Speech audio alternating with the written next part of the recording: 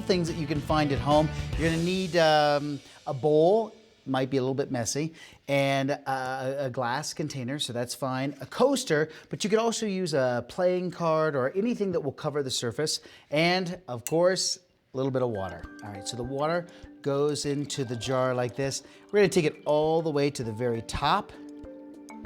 Perfect. And now the card goes in place. The whole thing turns upside down. Now you understand why we have a bowl. All right, now this is the leap of faith because you need to let go of the card and just hope that the water stays there. Stay there, water, stay there. Bam! There it is, right? So look, the water stays in. There's no glue, there's nothing at all. There it is. If you're very brave, it's up and over your head. That's only if you're brave. Oh, I just felt something. Here we go. I'm back down again. And now, just to prove to you there's no trick, turn it upside down.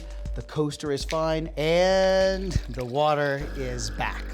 So if you said that the secret to this was the air pressure pushing up, you're absolutely correct. In fact, we really only have to be concerned about the air pressure on the card pushing in this area here. So let's focus on this here. And it's a simple calculation, but you'll be amazed with how much air is actually pushing up on the card. All right, let's use inches. If I measure this across here like this, that's 2.5 inches. So if I draw this out on a card, so we really can see what this looks like, there is what our square inches look like.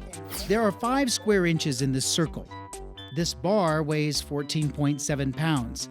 Times 5 square inches, that gives us 72 pounds of pressure pushing up, and we definitely don't have 72 pounds of pressure pushing down. The pressure wins and the water stays in the cup.